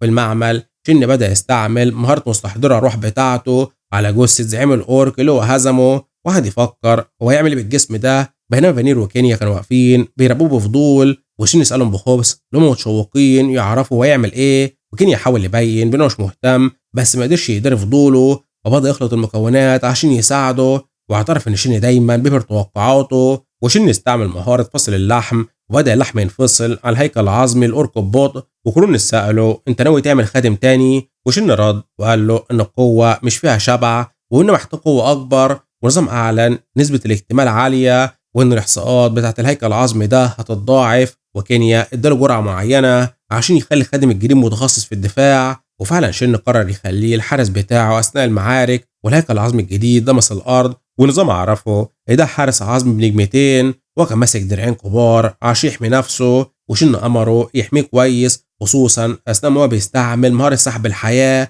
وقرر جدا على النتيجة ومدح الخادم الجديد بتاعه وقال له مهمته هي حمايته بس والدفاع عنه. وكينيا مثل باستغراب انت ليه عملته هيكل عظمي المرة دي، وشن شرح له بان العظم ما بيتحللش ويقدر يشكله زي ما هو عايز. وكان بيها انبهر بانه فكر حتى في صيانة الزومبي بتاعه. وشن قال له انه لازم يمشي عشان وراه مشوار مهم، وطلب من كينيا يخلي باله من الخادم. فكينيا سأله انت رايح فين في نص الليل كده، وشن رد عليه ببساطة قال له انه رايح المعبد عشان يستلم تعويذة مقدسة لان المستوى بتاعه زاد. وكينيا اتصدم اول لما سمع كده وقال له تعويذة مقدسة ايه، هو انت اصلا كنت قديس من الاول ولا اللي بيحصل؟ وكينيا مش كان فاهم وقال ازاي قديس ومعاه مهارة استحضار ارواح اللي بتعتمد على الطاقة المظلمة، وانه كمان وراه هيكل عظمية بتحكم فيها وده ضد كل القوانين بتاعتهم. وشن معاه كروناس طلب منه يثق فيه وانه شخص سيء عشان هو مستحضر ارواح ودي جزء من مهارته. وكينيا صرخ فيه وقال ده مستحيل وانه شايف انه شخص سيء اساسا. وشن رد بتمثيل وانه كلامك ده جرح مشاعري وغير شي الموضوع، وسأله عن براءة اختراع جرعة الشفاء. وكينيا أكدوا انها اتسجلت بس المشكلة في الدعاية لان المعرض لسه السنة الجاية. وشن عرض عليه يسوق جرعات بنفسه لو جاته فرصة، وكينيا اداه زجاجة منها ياخدها معاه عشان يجربها. وابتسامة خبيثة انه يتخيل نفسه بيعوم في الفلوس لان الفلوس هي اللي بتحرك العالم في الاخر. وكينيا كان واقف يبص عليه ويسأل نفسه هل ده فعلا قديس وانه شخص غريب جدا. وعدى بعدها كام ساعة ورحنا المعبد، وان البرج ده ظهر بعد الكارثة الكبيرة، والمكان كان زحمة بالصيادين اللي مستنيين الدعم من باقي الكوكبات. وشيني كان ماشي وهو قرفان من فكرة ان الكوكبات دول بتتطلب قرابين، ولاحظ ان في حاجة قيمة مرمية على الارض واستغرب من القرابين اللي هم بيقدموها، وبدأ ينهج من كتر السلالم الطويلة وقعد يشتكي وإنه مفيش أسانسير في المكان ده ولا إيه، وسأل نفسه اللي هو كان لازم يثبت قوته بطلوع 108 درجة سلم، وكان معاه كرونوس اللي كان تعبان هو كمان. وشن عرف إن هم لسه في نص الطريق بس، وتعصب وإنه بيتمنى إن يكون في جايزة تستاهل التعب ده كله. وكمل طلوعه بالسلام الحجرية لحد ما وصل أخيرا لصالة ضخمة سقفها كان باين في النجوم. وشن وقف في الصالة الضخمة دي يراقب مكان بتركيز، وبدأت الكوكبات تظهر ردود أفعال مختلفة عنه. وكرونوس قعد يضحك على الموقف، وفجأة كشف له نهايته الحقيقية ويقول له إنه جه وقت عشان يتحرك ويساعده. ولمسة واحدة سجل نفسه كواحد من الكوكبات الجديدة في المعبد ده. وبسبب الخطوة دي شن حصل على تعويذتين جداد، وإن أول حاجة هي قدرة غير مقدسة، وتاني حاجة هي قدرة الانتقام. والمهارات دي بتزود الإحصاءات والضرر عنده بشكل كبير. وشن كان راضي جدا على القوة دي، وكرونوس قعد يضحك بفخر ويسأله عن رأيه فيه، بس النظام أحبطه وقال إن قوة كرونوس لسه ضعيفة ومحتاجة إنجازات عشان تقوى. وده خلى شن يتريق عليه وقال عن النظام إنه كمان حقير. فكرونوس زعل، بس في الآخر شن كان مبسوط إنه بقى أقوى. وبعد ما هو خرج وكان ماشي في شوارع المدينة بيفكر في اللي جاي، طلع له فجأة واحد بعضلات وشعره لونه أصفر، وسأله عن أخباره وسأله هو كان خارج من المعبد ليه. وشن بص له باستغراب وسأله هو مين وإنه أول مرة يشوفه. والضخم ده قال له كان معاه في الملجأ أيام زمان. وشن افتكره فورا وقال إنه عرفه وإنه كان حسالة اللي بيتنمر على أصغر منه. وافتكر شن ذكرى قديمة، والبلطجي ده كان ماسكه من هدومه وبيهدده بإنه يفتن عليه المدير. بس شن وقتها ما ادالوش فرصة وهجم عليه بإيده وأصابه ضربة شديدة خلته يعرف مكانه. وشن سأله بسخرية هو مناخيره خفت ولا لسه. والبلطجي ده اتجنن من كلامه، بس حاول يهدده ووراه دبوس منور على قميصه، وعنده شعار نقابة الرجال القوية في المنطقة دي. واحد اتنمر على شن ويقول له إنه صياد مستوى قليل وإن الأيام دارت وهو دلوقتي أقل منه. بس شن رد عليه ببرود وقال له بالنسبة لي مفيش حاجة اتغيرت وإن أنت لسه زي ما أنت ضعيف. بلطجي اتجنن وكان لسه هيهجم عليه، بس ظهر راجل تاني ومسك إيده ووقف الهجوم، وطلع ده القائد بتاعه. وبلطجي حاول يشرح له، فقد اقترح انه يروح المكان رسمي ويصفي حساباته في قطار شرعي هناك. وكان مستغرب ليه الشاب شن ده بيتعرض لنقابه كبيره زيهم ومش خايف، وسالهم لهم بيكرهوا بعض للدرجه دي، واقترح انهم يسيبوا القبضات اللي تتكلم. وبلطجي ضحك وقال انه شن لسه جديد والموضوع كله هزار، بس الصدمه كانت اما شن وافق فورا على التحدي وقبل بيه. وبلطجي ارتبك وشن ساله بخبث ايه اللي حصل، هل هو خايف منه ولا ايه؟ بلطجي صرخ وقال له انت اللي اخترت وان مفيش رجوع في كلامك وانه هيندم. ومشى الانتقال بعدها الحلبه التابعه لنقابه اراجيري. ونص الحلبه وقف الاتنين قدام بعضهم، وشين قلبه منتهى الثبات انه مستحضر والخادم بتاعي هو اللي قاتل مكاني. والبلطجي فين ده سخر من الوحش اللي هو استدعاه وقعد يتفاخر بالعقد والخاتم اللي هو لابسه واللي بيزود الحساب بتاعته بطريقه كبيره. وقالوا ان دوته ليه هتخليه يمسح بيه الارض. ونظام الحلبه اشتغل وظهر رمز ضوء على الارض وحاجز حمايه اتفعل عشان يحمي حياه المقاتلين. والنظام بيبدا يقيس نقاط الصحه والدفاع. وفين سال شن بسخريه اللي هو خايف، وشن بص له باحتقار، بينما فانير كان مستغرب انه يواجه حد من نقابه اراجيري هنا، وكان متحمس يشوف جسمه الجديد هيستحمل قد ايه. وفانير قال بانه مش هيتهاون مع اي حد من النقابه دي، بس شن طلب منه مش ينهي القتال من اول ضربه لان في حاجه وعايز يجربها. وفانير كان متعصب وقال له التمثيل والتنطيط ده صعب عليه دلوقتي وانه كان عايز يستمتع. بينما فين صرخ عليهم وطلب منهم يبداوا وانه هيوريهم امه الحقيقي ويخلص عليه هنا. واندفع فين بكل قوته وبيجهز طعنه قويه بالرمح بتاعه، ولكن فانير صد الهجوم بمنتهى الخفه باستعمال رجله بس. وفين اتصدم لما شاف وحش بيوقف مهارته الخاصه ببروك كده، فقرر يتراجع ويفعل مهارته الثانيه النمط الثاقب. وشين كان بيراقب ولاحظ ان سرعه رد فعله تابعه بقت احسن بكتير. وفانير سخر من فين وقال له انت فاكر بجد ان هجمه بطيئه زي دي ممكن تلمسني؟ وبسرعه مسك سن الرمح بايده، وفين اتجمد مكانه من الرعب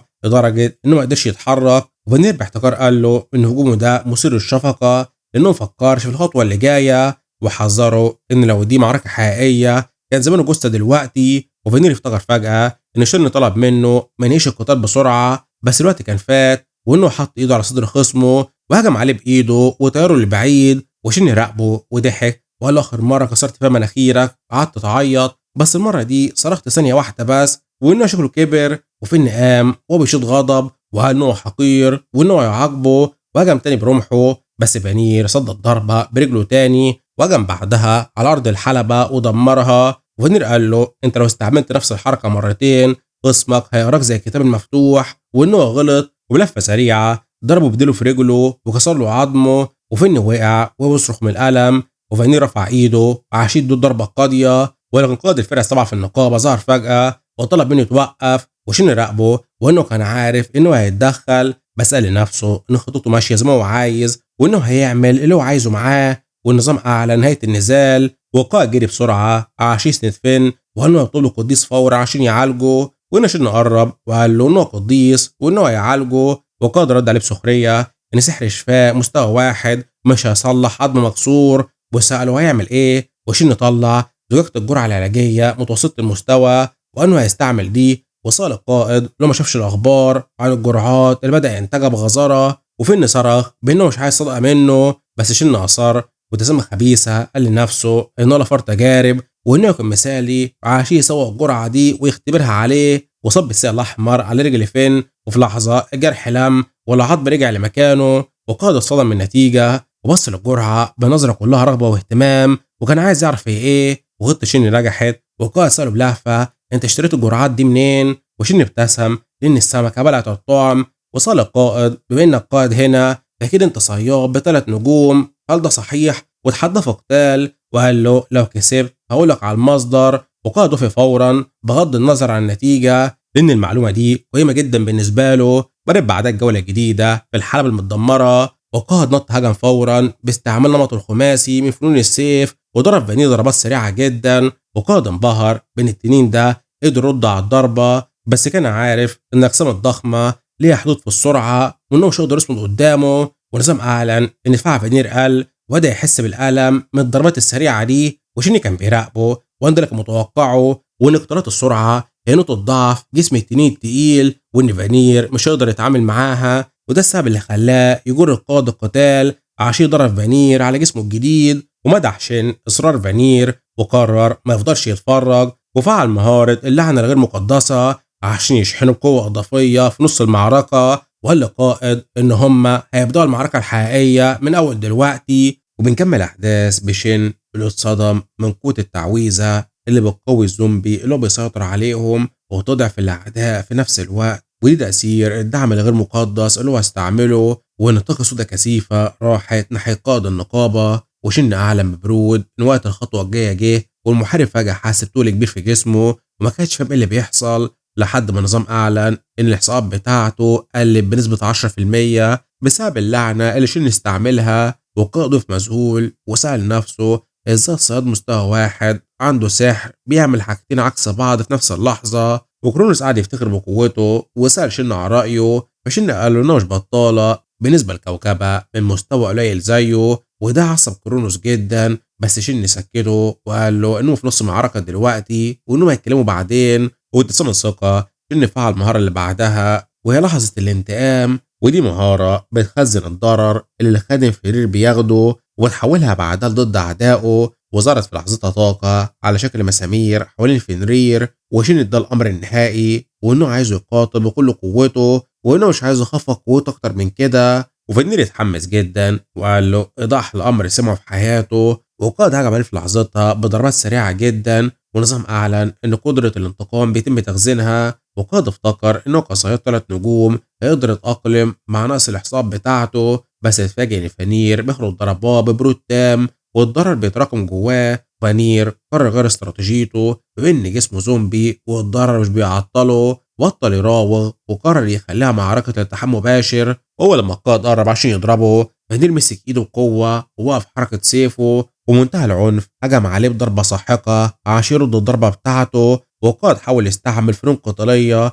ويضرب ضربات متتاليه عشان يفك ايده، بس هجمه فير كانت اسرع وهجمت عليه في وشه وطيرته لاخر الحلبه. وقائد وقع وبيصرخ من كتر الالم، ولما بص النظام لا صحته نزلت النص وما كانش مصدق ان تابع لاصاب بنجمه واحده بالقوه دي، وعرف ان الضربه الجايه هتكون نهايته. وقائد اتجنن من فكره انه هيخسر قدام حد مستواه قليل، وقرر يلعب لعبه قذره ولنفسه المستدعي دايما هو نقطه الضعف. فقرر يتجاهل فانير وجري بكل سرعته ناحيه شين عشان الموضوع والمعركه. وشين فضل واقف مكانه بكل برود وهو شايف العدو بيقرب منه. وقائد استعمل النمط ال12 من فنون السيف وجهز طعنة قاتلة، بس شن كان بص له بنظرة هادئة وقال سره إنه كان مستني الحركة البائسة دي منه. وفي اللحظة اللي السيف قرب يلمسه النظام أعلى طاق قدرة الانتقام، وانفجرت كل الطاقة اللي اتخزنت من ضربات القائد في وش القائد نفسه، وعملت موجة صدمة طيرته بعيد. والنظام أعلن إن صحة الخصم وصلت للصفر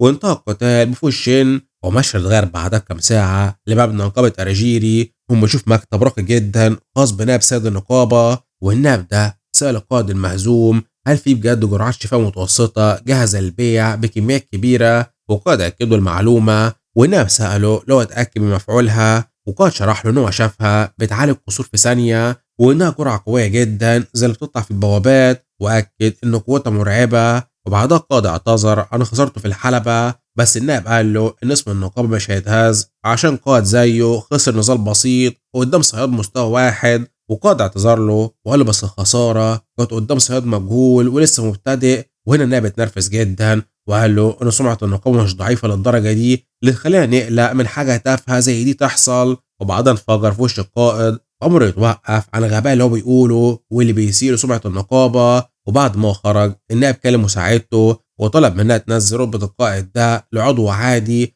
عقابا ليه على الهزيمة المذلة دي. وكمان أمر مساعدته إنها تتحرى فورا عن مصدر الجرعات القوية. وبعدها قعد يراقب تسجيل القتال ومش مصدق إن صاد 3 نجوم خسر قدام تابع. وسأل في سره هل الولد ده اللي بيدعي إنه هو كاهن قدر يحصل على استدعاء من الفئة الأسطورية، وطلب من مساعدته إنها توضع الشاب ده تحت المجهر بتاعهم وإنه عايز كل التفاصيل عنه وكل تاريخه. وهي وافقت وبدأت تنفيذ الأمر فورا. ونرجع لشن اللي كان عارف إن خبر الجرعات وصل خلاص للرؤوس الكبيرة في النقابة، ونادى على تابعه فنير عشان يبدأوا خطة جديدة ورمى له كتاب عن فنون القتال بالرمح. وفنير استغرب وقال له ماله ومال فنون الرمح؟ وشن قال له انت مقاتل سحري، يعني انت المدرس المثالي اللي هيعلمني. وفنير كان متعصب وقال له مش معلم، وسأل شن هو ليه فجأة مهتم بالرماح. وشن قال له بكل بساطة لأنه مستدعي، وإن في المواقف الصعبة الكل هيستهدفه لأنه هو بيكون الحالة الأضعف. وفنير قعد يضحك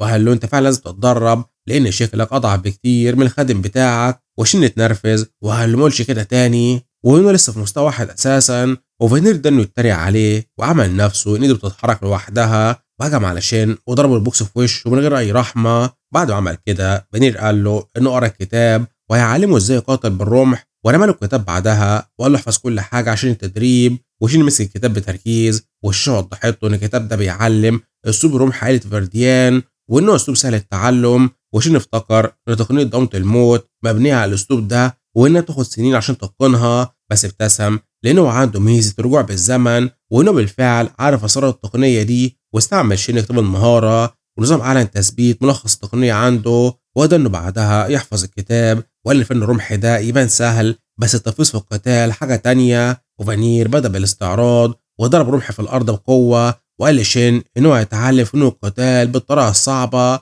وإنه هيقدر يضربه لحد ما جسمه يتعلمها. وهجم فانير بكل قوته وعمل انفجار طاقة دمر أرضية الحلبة. وقف بعدها وسط الدمار يسأل شين إيه رأيه في التدريب ده، وفانير مدح مراوغة شين بس قال إن حركاته لسه مش تمام، وحذره إنه لو فضل يهرب بس مش هيتعلم يمسك الرمح أبدا. وشين اشتكى وقال إن أي حد مكاني هيراوغ هجوم غادر زي ده وإنه بيتعامل معاه بقسوة جدا. وسأله لو لسه زعلان منه عشان هو ضربه، بس فانير قال له ببرود ده تدريب حقيقي ضد عدو ممكن يقتله. وسكت شين وبدأ يركز من غير تضييع وقت. فانير هجم تاني بالرمح بس المرة دي شين ما تراجعش وصرخ في فانير إنه يجيب كل قوته. وفعل شين الوضعية الثالثة الدفاع الدوار واستعد للضربة ونجح فعلا في صد هجوم فانير. وفانير مدحه على الحركة دي وشين فكر إنه لازم يرد الهجوم، بس لاحظ إن رمح التدريب بتاعه بدأ يتشقق. وفجأة رمح الخشب بتاعه اتدمر لما اصطدم بسلاح فانير القوي، وسن رمح فانير أصاب شين في صدره مباشرة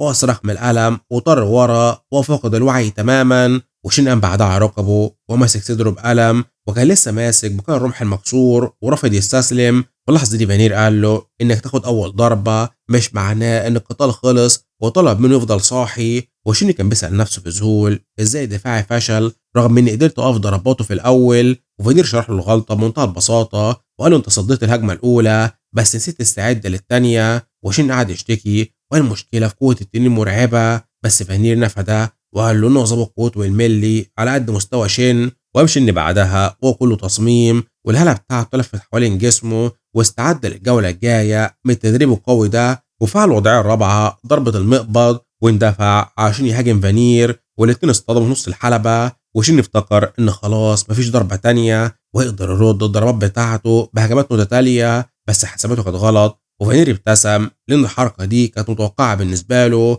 وهجم على شن بضربة تانية وعيطه على الارض وهو مش فاهم اللي حصل له. وفينير قال له المرة دي انت فكرت بس في صد الضربة التانية ونسيت تدافع ضد الأولى، وشن أدرك إن التابع عنده حق والنظام أعلن إن مهارة سحب الحياة لسه شغالة وبتعوضه، وفينير قال له يعملها صح المرة دي وهجم عليه بكل قوته، بس المرة دي خبطوا في وشه بسلاح التدريب عشان يديله درس جديد مش ينساه، واستمر القتال ما بينهم لدرجة إنهم بقى بيحاربوا كل قوتهم ويدمروا الحلبة من غير ما توقفوا. ومشهد اتغير بعدها بكام ساعة ورحنا مطعم مشويات، وقائد فريق الصيادين بص للشن بصدمة وسأله ايه اللي عمل في وشه كده، وش الشن كان كله كتمات وفي ورم في راسه من كتر ضربات فانير، وشن قال له انه كان بيتدرب وطلب منه ما يقلقش، وقائد كان مستغرب وقال مين اللي عمل كده في شن القوي، وفانير كان في الخاتم بتاعه مدحه وقال له انه فضل يقاتل من غير ما يغمى عليه وده شيء مبهر جدا، وشن رد بضحكة ان التدريب كان ممتع وان فكرة انك تضرب حد من غير ما تقع في مشكلة قانونية ده حاجة عظيمة جدا،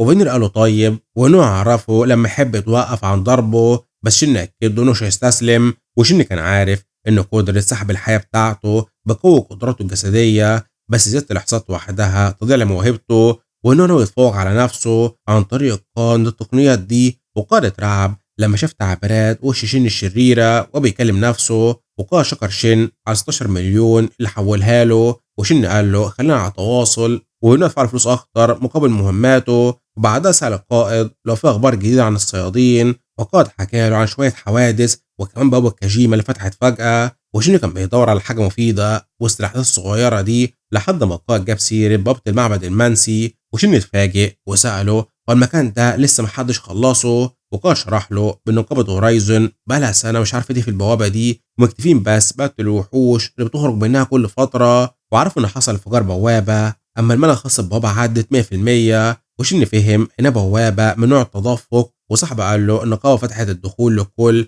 لان المكان خطير ونقابات كبيرة زي فينيكس وداون مهتمين بالموضوع، وشن افتكر نقابة فينيكس دي حصلت على درع حشرة التنين من هناك في حياته القديمة، وبابتسامة خبيثة قرر انه يروح هناك وعشان يتعلم يقاتل برمح بجد وياخد الدرع لنفسه، وطلب من اصحابه يبلغوا الباقيين ان في اجتماع مهم بكره، ومشى الانتقال بعدها المعبد المنسي وانها عباره عن بابا زرقاء بين تمثالين تنانين ضخمين، والملكه هتوصل فيها ل 93%، وفريق شن وصل ولقى المكان كله معسكر كامل مليء بالصيادين من كل حته، وقائد سال شن احنا معسكر هنا، وشن قال له لا وانهم يدخلوا جوه البابا نفسها، والصدفه اشتكت ان اخر 5 ايام مش هيكفي تحدي كبير زي ده، بس شن رد بمنتهى الثقه وقال لهم احنا هنخلص كل حاجه في 5 ايام اساسا، وفجاه العضو التاني هنب بهم ان في حد وصل، ومرت من جانبهم بنت لابسه درع فخمه جدا ونظراتها حاده، وشن عرفها وان دي قدسة الصفة القادمة لنقابة فينيكس، وكان مفتكر البنت دي فورا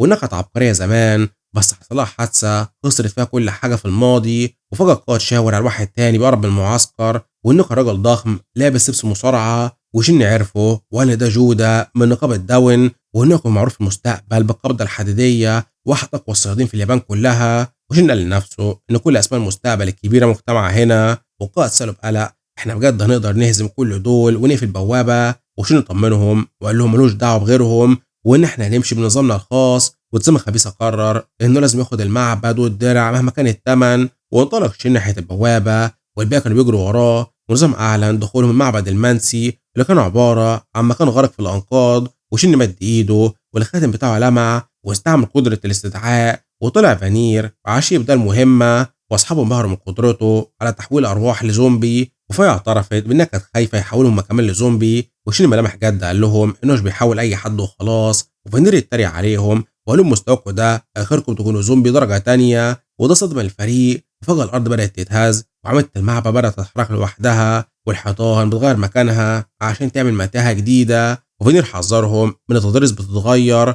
وفاي افتكرت بان صعوبه المكان ده بالقدره الفريده اللي بتحصل هنا وان المعبد بعيد ترتيب نفسه كل يوم، والوحوش بتعمل إعادة تعيين. وشن عرف إن مفيش حاجة اتغيرت عن حياته اللي فاتت، فاستعمل سحره عشان يقوي فانير. فانير قال له بغرور إن حماية سيده الضعيف هي واجبه، وبدأ يستكشفه بعدها المكان. وفانير شم ريحة خطر وظهر من الضلمة كائن لابس لبس كاهن بس برجلين وحش مخيفة، وده كان وحش ساقط لابس قناع شياطين. والوحش هجم بمخالبه بس فانير صد مخالبه هو كمان، وبمنتهى العنف مسك وش الكاهن ده وهجم عليه ورماه في الأرض، والقناع اتكسر والوحش وقع ميت من ضربة واحدة. وبعدها فانير كمل استعراض قدراته وضرب كاهن تاني بإيده وفجره، وقعد استعرض عضلاته بعدها بفخر. وشن طلب منه يهدى وقال انه لو فضل يهرس قرصهم كده هو مش عارف يحول منه زومبي. والكهنه بدأوا يطيروا بأعداد كبيرة، وشن قرر يتدخل بعصا الجمجمه بتاعته اللي بتقلل استهلاك المانا، واستعمل التحكم في العظام. وطلعت عظام كتيرة من أجسام الأعداء وهجمت عليهم وأصابتهم.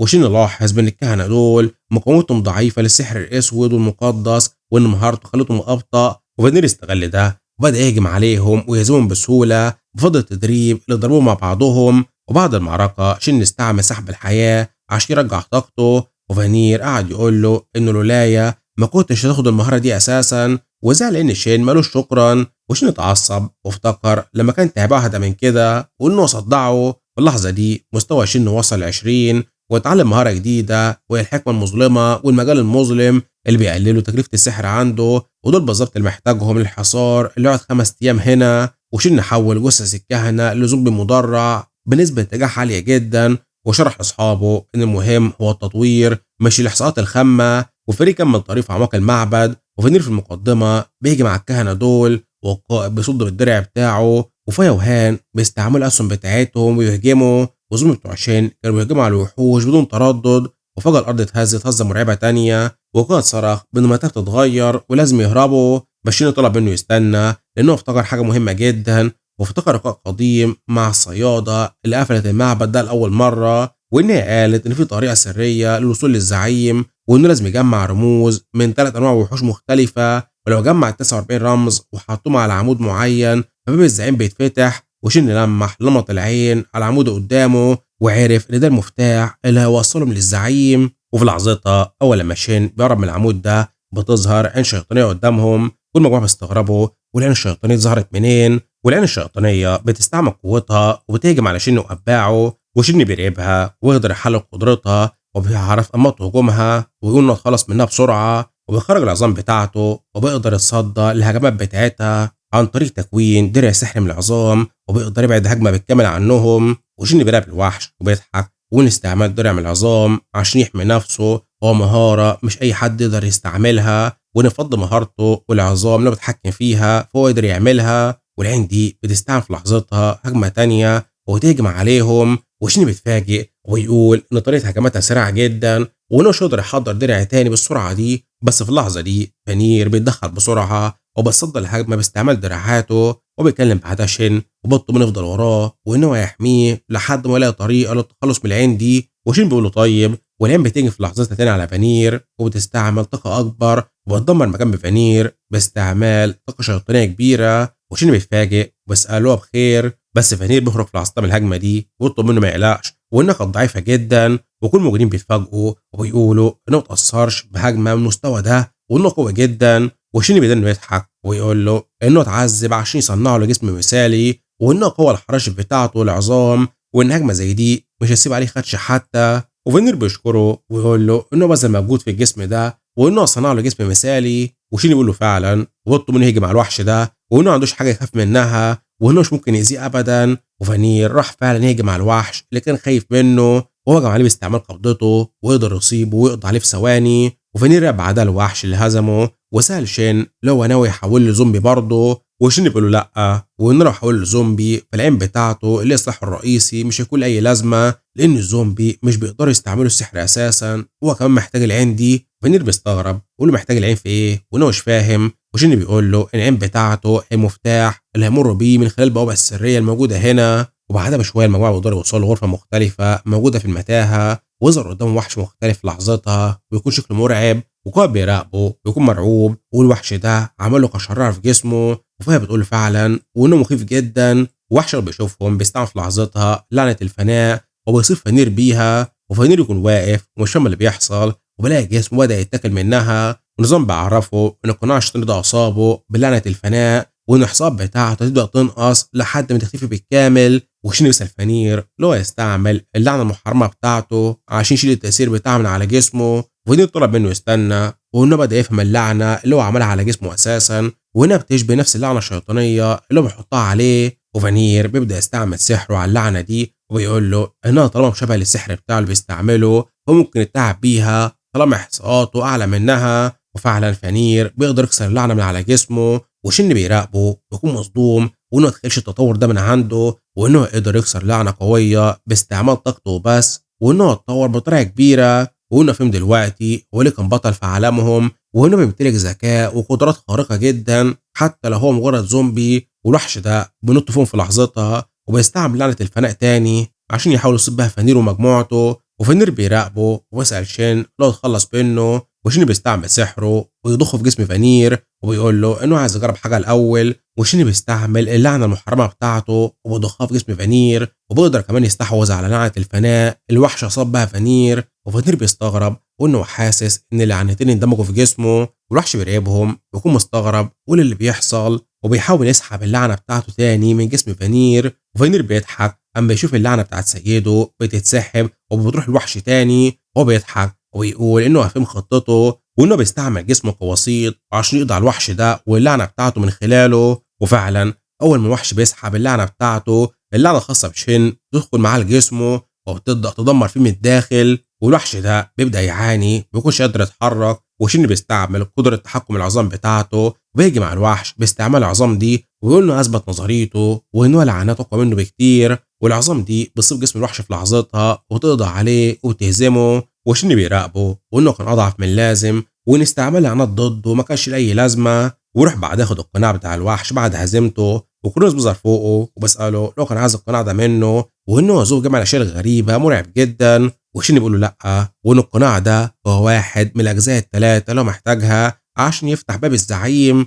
وانه محتاج القناع ده وعين الشيطان اللي هو لسه صيده، وكمان واحد من مخالب الكهنه اللي هم هزموهم، هم يحطوهم ساعتها على العمود اللي ظهر قدامهم. وفي لحظتها باب الزعيم يفتح قدامهم، وانه عرف كده اما قديسة السيف اتكلمت عن طريقه هزيمه البوابه في حياته السابقه، وانها قدمت طريقه مختصره للوصول للزعيم وهزيمته، وانها حذرت الصيادين في لحظتها من عدم تدمير الوحوش او الرموز والاقنعه اللي بيقعوا منها، ودي محتاجينها عشان يوصلوا للزعيم بسهوله. وكروز بيكون مستغرب ويقول له البوابه دي غريبه ونتوقعش انه عشان يوصلوا للزعيم لازم يعملوا كده. وشيني بيقول له ان عشان كده البوابه ما اتمسحتش من سنين، وان ما حدش عارف الشروط دي. وشيني بيقول له طبعا ما كانش عايز يستعمل طريقه اساكا، ولكن هي لسه مش اكتشفتها، وانه كمان يعمل لها خدمه في المستقبل عن طريق ان هو يبقى اقوى وينقذها. وقال في لحظتها بيروح لشين وانه شاف نقابه العنقاء بقاتل الوحوش قريب منهم. وشيني بيضحك وانه كان لسه بيتكلم عن اساكا وان اكيد هي موجوده معاهم، وبناء اساكا اللي بيكون بالقاتل مع نقابه العنقاء الوحوش اللي ظهرت في المكان،